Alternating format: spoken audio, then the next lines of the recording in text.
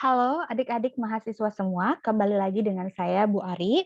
Hari ini kita akan mempelajari materi bab 5 tentang pengambilan risiko.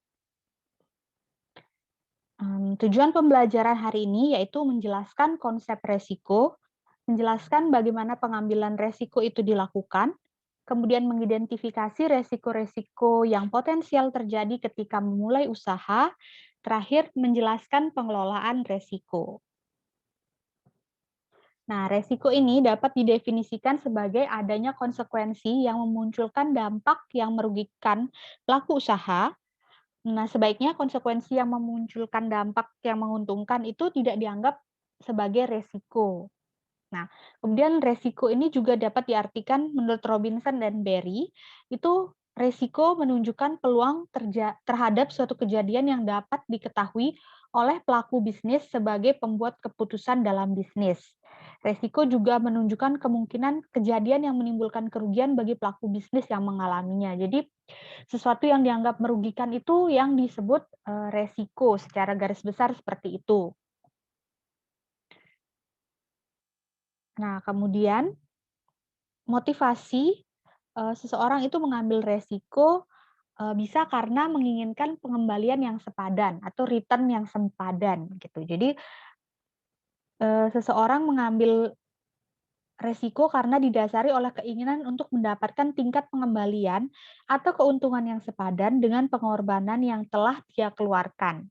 Nah, ketika seseorang itu melakukan kegiatan yang beresiko karena menginginkan keuntungan, biasanya mereka mampu mengkalkulasi besarnya resiko yang dihadapi.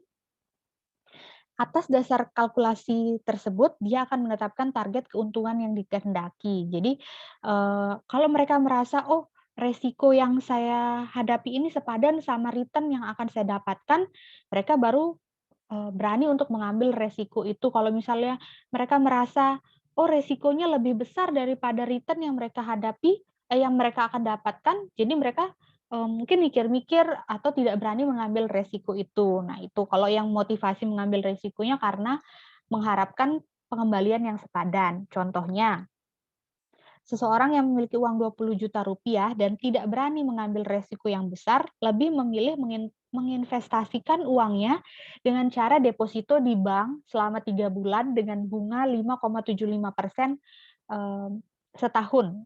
Gitu. Jadi keuntungan yang didapat tidak banyak, tapi resiko yang dihadapi juga kecil, uangnya itu bunganya sedikit, tapi uangnya tidak akan hilang tuh, tidak ada resiko uangnya yang mereka simpan di bank itu hilang, gitu. Jadi resikonya kecil, tapi untungnya juga kecil. Nah, sedangkan seseorang yang berani menghadapi resiko yang besar dan menginginkan keuntungan yang lebih tinggi, tentu akan memilih menggunakan uang yang dimiliki untuk memulai usaha makanan dengan keuntungan misalnya lebih dari 50% gitu kalau uang untuk bisnis makanan. Tapi kan resikonya juga tinggi kalau misalnya usahanya tidak laku, mereka bisa rugi serugi-ruginya dan kehilangan uang modalnya mereka. Nah, seperti itu. Jadi, resikonya besar, keuntungannya juga besar gitu. High risk, high return, seperti itu. Kemudian motivasi selanjutnya untuk mengambil resiko bisa karena kepepet atau terpaksa. Nah, alasan lain seseorang mengambil resiko adalah karena faktor kepepet atau terpaksa, karena sudah tidak ada pilihan pekerjaan lain yang dapat dilakukan. Misalnya, ingin melamar pekerjaan di perusahaan, tapi dia sekolahnya hanya sampai SMA, jadi tidak punya ijazah untuk melamar pekerjaan di perusahaan tersebut. Atau dia sudah terlalu tua misalnya sudah berusia 50 tahun, jadi, melamar di perusahaan manapun tidak ada yang menerimanya untuk bekerja. Jadi tidak ada pilihan lain untuk dapat menghasilkan uang selain berwirausaha, membuka usaha sendiri. Nah, seseorang yang terpaksa mengambil resiko karena kondisi yang menyertainya tersebut, biasanya seseorang itu tidak terlalu menghiraukan resiko-resiko yang dihadapi. Kalaupun mereka memahami resiko yang dihadapi, biasanya mereka tidak punya cukup waktu untuk mengkalkulasi besarnya resiko-resiko tersebut. Seperti itu. Kemudian jenis-jenis resiko dalam bisnis itu ada dua. Yang pertama risiko murni dan yang kedua resiko spekulatif. Nah, resiko murni ini adalah resiko yang muncul sebagai akibat dari sebuah situasi atau keputusan yang konsekuensinya adalah kerugian. Jadi, beberapa bentuk risiko murni yang sering muncul di antaranya adalah resiko hilang atau rusaknya aset yang dimiliki, akibat kebakaran, pencurian, atau penggelapan dana oleh karyawannya. Kemudian resiko kecelakaan kerja pada proses produksi, misalnya, apakah tangannya kepotong atau mungkin ya resiko-resiko saat mengerjakan proses produksinya itu. Nah, seperti itu resiko termasuk resiko murni. Kemudian, resiko akibat tuntutan hukum pihak lain, misalnya kita menjual makanan nih, perusahaan perusahaan menjual makanan, kemudian orang yang makan makanan kita tuh keracunan dari makanan yang kita jual. Nah, itu bisa jadi kita kena resiko tuntutan dari konsumen akibat kelalaian dan sebagainya. Kemudian bisa resiko operasional, itu misalnya ada susut, barang yang susut atau termakan tikus dalam proses produksi atau tercecer. Nah, misalnya kita usaha beras, itu kan, mmm ada rendemennya itu ada yang hilang dari gabahnya diangkut di sawah, kemudian diangkut sampai ke pabrik, terus dijemur, itu kan banyak resiko-resiko tercecer, terus kemudian, dijemur, setelah itu digiling, pecah kulit, itu mungkin ada gabah-gabah yang kosong, tidak ada isinya. Nah, itu juga termasuk diperkirakan tuh resiko kerugian susut karena hal-hal tersebut. Nah, itu resiko operasional, itu termasuk resiko operasional. Kemudian bisa jadi juga resiko karena bencana alam, force major, seperti banjir, gempa, angin topan. Nah, itu kan seperti itu tidak dapat dihindari. Nah, itu adalah bentuk dari resiko murni. Kemudian kalau risiko spekulatif, ini adalah resiko yang muncul akibat situasi atau keputusan yang konsekuensinya bisa berupa keuntungan ataupun kerugian. Nah, contoh resiko spekulatif diantaranya adalah resiko perubahan harga. Jadi ketika harga pasar suatu produk, jasa atau komoditas itu dapat berubah-ubah, ia dapat naik maupun turun terkait dengan perubahan harga input. Nah, jika harga input naik, maka perusahaan dapat mengalami kerugian karena penurunan margin keuntungan nih. Bahan baku kita naik harganya. Sebenarnya kalau dia tidak naik, kita bisa misalnya dapat untung dari harga jual dengan harga inputnya itu bisa dapat untung 5.000. Nah, kemudian harga inputnya naik nih. eee, Terus tapi kita tidak bisa menaikkan harga jual kita karena kalau kita naikkan nanti tidak ada yang mau beli produk kita. Nah, itu kan akhirnya kita ada kerugian, harusnya kita untung 5.000 jadi cuma bisa untung 2.000 gitu kalau misalnya harga input, barang-barang input kita itu naik. Kemudian sebaliknya kalau harga input turun, maka perusahaan dapat mengalami keuntungan, yaitu dapat, berupa kenaikan margin keuntungan. Nah, tadi kalau misalnya harga inputnya turun, berarti kita jual dengan tetap harga segitu. Oh, untungnya bisa lebih dari 5.000 mungkin bisa 10.000 8.000 seperti itu. Misalnya kayak seperti sekarang nih, harga cabai sedang naik, dulu harga cabai sekilo 80.000 tapi sekarang 140.000 gitu. Kan pasti yang jualan-jualan cabai bisa dapat untung tuh dari situ. Tapi kalau misalnya perusahaan kayak dagang bakso, yang banyak atau dagang makanan-makanan berbumbu yang super pedas itu kalau mereka naikin harga, orang mungkin tidak mau beli, jadi mereka terpaksa menurunkan margin keuntungannya karena bahan bakunya, bahan cabenya itu naik. Nah, seperti itu resiko spekulatif. Kemudian ada yang termasuk resiko spekulatif lainnya lagi itu adalah resiko kredit. Jadi resiko kredit adalah resiko yang muncul dari transaksi kredit seperti utang dagang. Jika pihak yang kita berikan kredit mengalami gagal bayar, maka kita akan mengalami kerugian. Nah, itu juga spekulatif.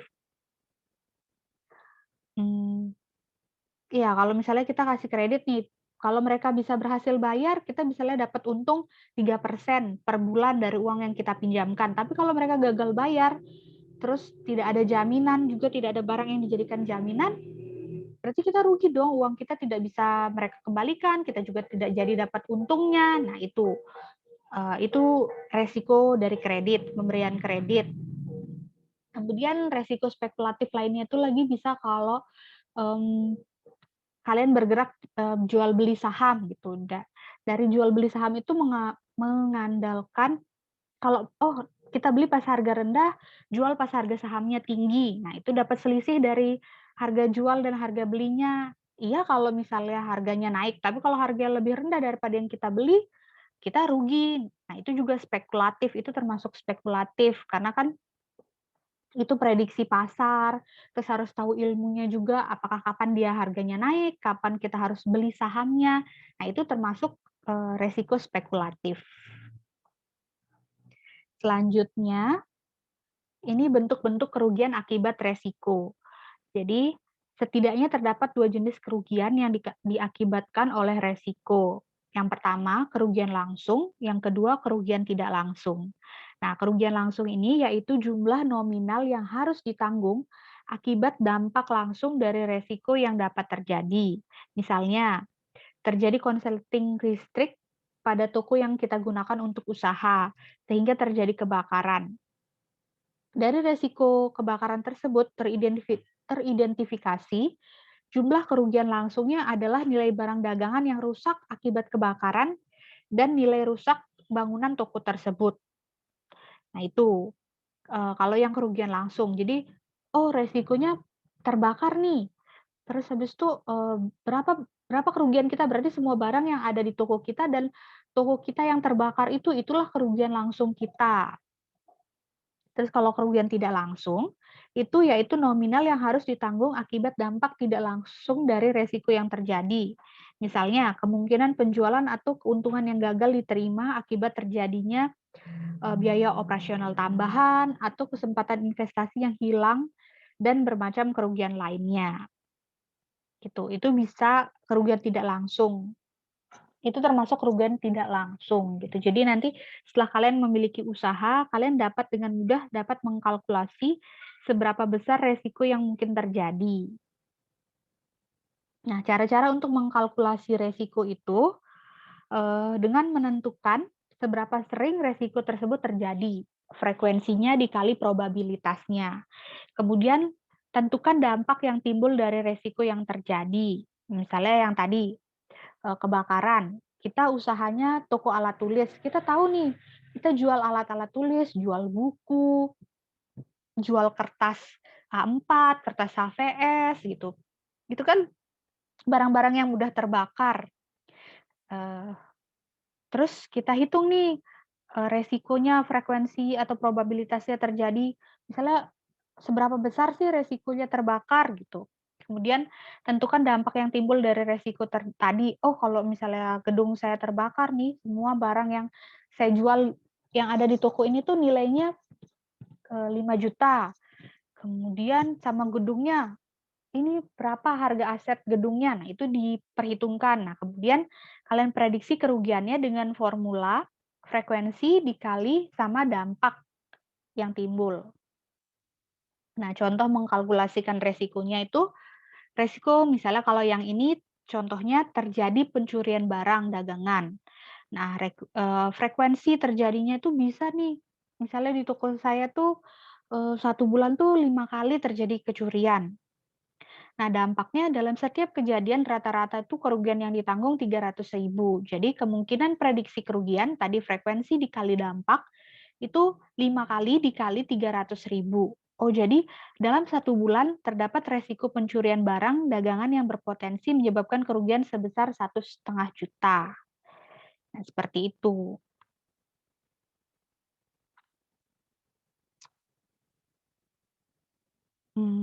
Selanjutnya, tipe-tipe respon orang terhadap resiko itu ada 2, ada tipe risk aversion dan risk taker. Jadi kalau risk aversion ini adalah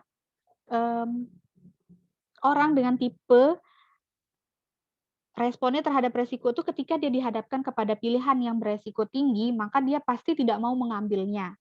Jadi dia atau dihadapkan dengan keadaan 2 hal yang sama-sama beresiko, maka dia akan mengambil pilihan yang resikonya paling kecil atau paling tidak beresiko. Jadi risk aversion ini orang yang tidak suka resiko gitu. Nah, sedangkan tipe risk taker, dia akan lebih bersemangat, lebih berani mengambil pilihan yang paling beresiko gitu. Jadi tapi tentunya bukan asal mengambil pilihan yang paling beresiko tanpa perencanaan atau perhitungan, tapi dia sudah bisa mempelajari dan paham kalau pilihan yang diambil itu beresiko tinggi, tapi return yang didapatkan juga bisa tinggi. Karena biasanya kan sesuatu yang beresiko tinggi itu pasti untungnya juga tinggi, high risk, high return gitu. Nah, kayak seperti tadi yang orang yang sama-sama punya uang 20 juta, tapi ada yang lebih memilih uangnya didepositokan saja dengan bunga kecil, tapi uangnya aman gitu, tidak ada resiko hilang. Nah, itu tipe-tipe risk aversion. Tapi kalau misalnya risk taker, dia, oh uangnya 20 juta ini kalau cuma dideposituin berapa sih dapatnya 5,75% setahun, uang 20 juta, paling cuma dapat berapa? Nggak banyak, tapi kalau misalnya uangnya dia putar untuk mulai bisnis, dia bisa dapat lebih dari 50%, uangnya lebih cepat berputar, tapi ya itu, resikonya kemungkinan gagal. Tapi bisa juga berhasil lah gitu, tapi dia lebih memilih untuk mengambil sesuatu yang itu karena dia tahu, kalau resikonya besar, keuntungannya juga yang didapat besar. Si risk taker ini akan mengambil pilihan itu, berwirausaha daripada menyimpan uangnya untuk, investasi di deposito, dalam bentuk deposito, seperti itu. Nah, selanjutnya ini pengelolaan resiko.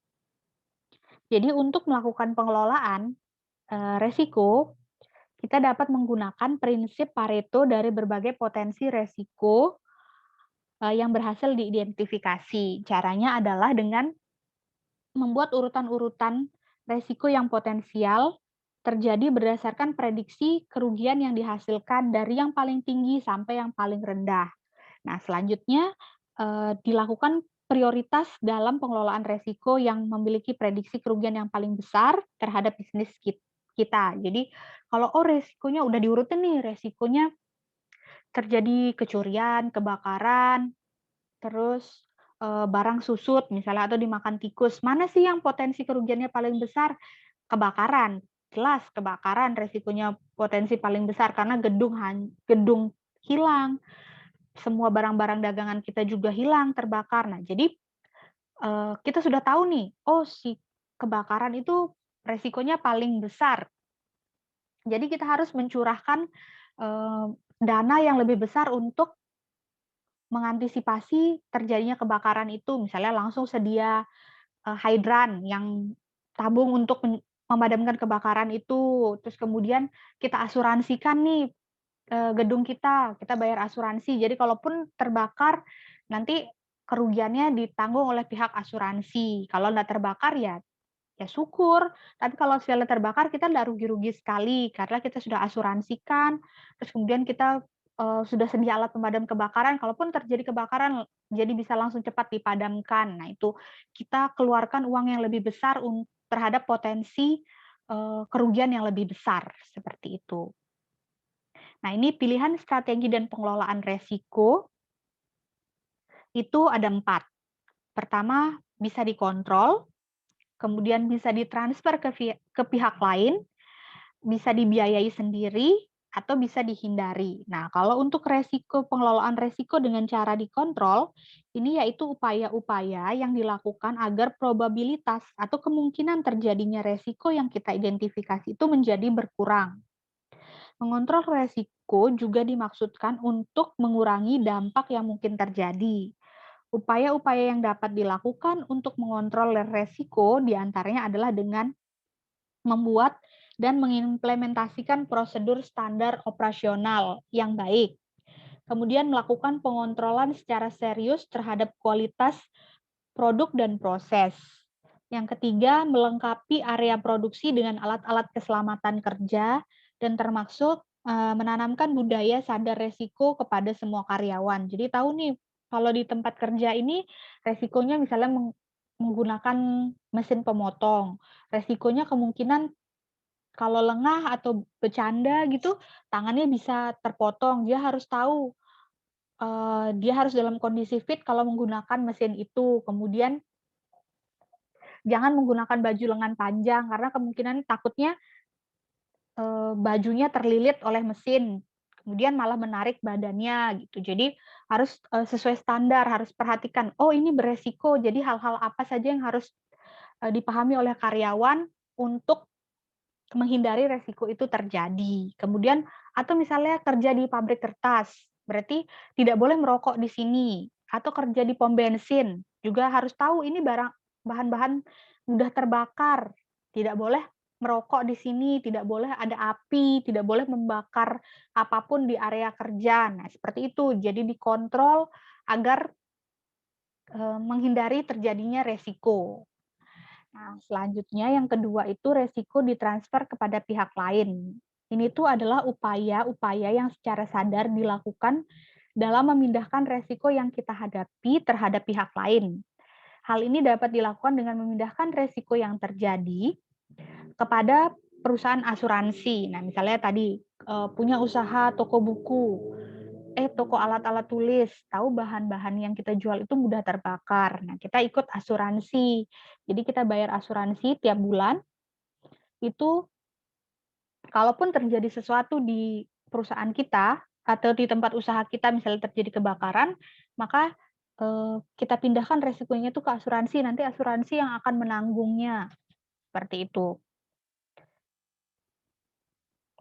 Atau misalnya resiko beban biaya pegawai yang dapat beban biaya pegawai yang terlalu tinggi. Nah, bisa ditransfer ke pihak lain dengan outsourcing gitu. Jadi cuman kita kontrak tapi orang lain yang biayain gitu. Jadi ketika kalau misalnya kita nih punya pegawai sendiri, kan kita harus bayarkan BPJS-nya, harus ada jaminannya, kesehatannya dan lain-lain. Nah, tapi kalau misalnya wah itu terlalu tinggi, kalau biaya perusahaan kita seperti itu, akhirnya kita gunakan pegawai outsourcing, seperti itu. Atau misalnya modal kerja kita terlalu tinggi, kita bisa bebankan biaya di awal itu dengan ke konsumen. Misalnya mereka sebelum sebelum beli barang mereka harus bayar DP dulu. Jadi kita bebankan biaya biaya modal kerjanya ke konsumen. Atau bisa memindahkan biaya yang beresiko tinggi dengan biaya persediaan ke supplier. Jadi kita nggak perlu nyetok-nyetok. Kita misalnya kalau perlu banyak kita ambil dari supplier, tapi kita nggak perlu nyetok barang di gudang kita sendiri. Gitu. Kita tinggal ketika beli barang langsung ambil dari suppliernya, biar suppliernya aja yang nyetok kan itu bisa mentransfer resiko barang rusak selama disimpan di gudang atau tidak laku. Nah itu bisa dengan cara seperti itu. Kemudian strategi pengelolaan resiko selanjutnya yang dibiayai sendiri itu adalah upaya-upaya mendanai dampak yang ditimbulkan oleh resiko. Dalam konteks mendanai resiko ini dengan menyiapkan dana cadangan khusus untuk mendanai resiko atau tanpa membuat dana cadangan. Nah, pembuatan dana cadangan ini tentu akan meningkatkan modal kerja. Sementara jika membiayai resiko tanpa dana cadangan itu akan menimbulkan resiko baru, yaitu terganggunya kegiatan bisnis yang telah direncanakan sebelumnya. Contohnya, misalnya ada resiko kebakaran dari toko yang kita gunakan untuk berusaha. Nah, jika kebijakan yang kita ambil itu adalah pengelolaan resiko dengan dibiayai tanpa ada dana cadangan, maka bisa jadi dana yang seharusnya nih, dana keuntungan perusahaan kita yang seharusnya untuk ekspansi usaha, untuk membesarkan usaha kita nih, misalnya buka cabang lagi di tempat baru, tapi karena terjadi kebakaran, karena kita tidak menyiapkan dana khusus untuk menangani resiko itu, maka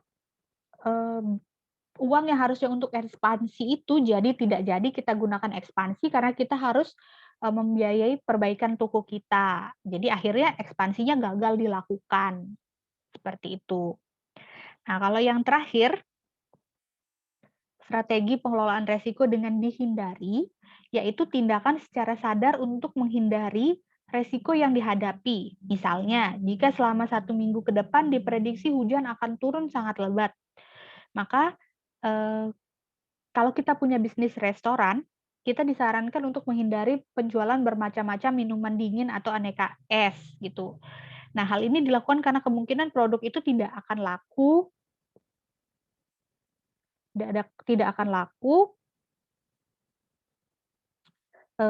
dan tapi perlu diingat kalau sebagai wirausaha terlalu sering melakukan penghindaran resiko bisa berdampak terhadap lambatnya pengembangan usaha karena bisa jadi ada banyak kesempatan atau peluang yang terlewat.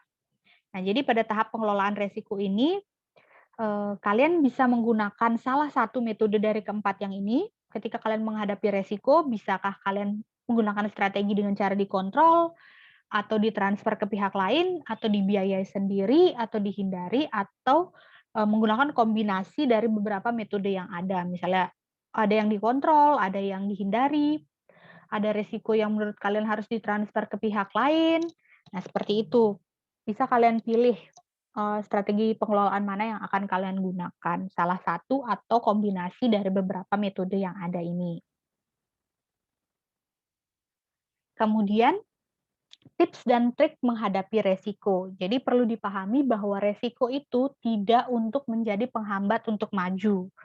Resiko itu harus diambil sebagai konsekuensi dalam menginginkan sesuatu yang lebih baik atau keberhasilan. Kemudian perlu melakukan identifikasi resiko apa saja yang berpotensi muncul dalam bisnis kita nih. Ketika kita punya usaha, kita harus tahu tidak hanya pikirkan untungnya saja, tapi kita harus pikirkan juga apa ya kira-kira resiko yang mungkin muncul dalam bisnis kita. Terus kemudian kita identifikasi tadi mana resiko yang potensial kerugiannya lebih besar. Mana yang sedang kita urutkan nih dari yang resiko sudah kita identifikasi tadi resikonya, kemudian kita urutkan mana yang potensi kerugiannya lebih besar, terus mana yang kita harus curahkan lebih banyak dana kita untuk mengantisipasi resiko itu. Nah itu, kemudian juga identifikasi seberapa sering resiko tersebut muncul.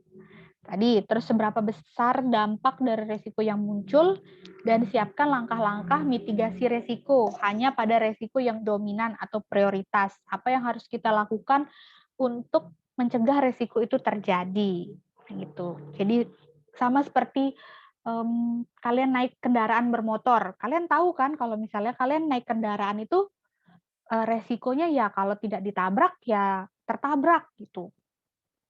Itu sudah resiko, naik kendaraan bermotor, tapi bukan berarti kalian tahu resiko bahayanya naik kendaraan bermotor, terus kalian jadi nggak berani, naik kendaraan karena takut tertabrak atau takut nabrak orang. Nah, bukan begitu kan, tapi kalian tahu resikonya kalau naik motor itu bisa tertabrak atau ditabrak, kalian jadi lebih hati-hati ketika naik motor, kalian patuhi rambu-rambu lalu lintas, kemudian kalian gunakan helm, kalaupun misalnya kalian ditabrak, setidaknya kepala kalian aman, gitu. Terus kalian, bayar asuransi jiwa, ikut asuransi jiwa nih kalau misalnya, mmm, terjadi hal-hal yang tidak diinginkan setidaknya, mmm, ya kalau kecelakaan itu kita ada yang menanggung biaya biaya pengobatan kalian. Nah, seperti itu. Jadi disiapkan langkah-langkah mitigasi resiko kalau resiko itu terjadi, tapi bukan berarti kalian tahu resiko terus kalian diam aja di rumah, nggak berani naik kendaraan sama sekali. Nah, gitu juga di bisnis. Kalian tahu kalau bisnis itu mmm, penuh dengan ketidakpastian, ya nggak pasti untung juga, nggak pasti rugi juga, tapi kalian lihat ini apa saja sih ancamannya, kemudian eee, apa yang harus kalian lakukan kalau resiko itu terjadi. Nah, terus jadi kalau ketika itu terjadi, kalian sudah bisa menghindarinya atau meminimalisir dampak kerugiannya. Jadi tidak rugi-rugi sekali. Atau lebih bagus lagi kalau sampai, oh jangan sampai ruginya itu, resikonya itu terjadi, seperti itu. Itu pentingnya untuk, melihat, oh apa resikonya yang muncul, kemudian diidentifikasi seberapa sering yang terjadi, kemudian seberapa besar dampaknya, kemudian dimitigasi resikonya, seperti apa, apakah mau terus kalian mau pengelolaan resikonya mau seperti apa? Apakah mau dihindari? Apa mau ditransfer ke pihak lain? Apa mau dibiayai sendiri? Nah, seperti itu pilihannya tergantung kalian. Baik, sekian. Terima kasih untuk materi hari ini. Sampai jumpa pertemuan selanjutnya.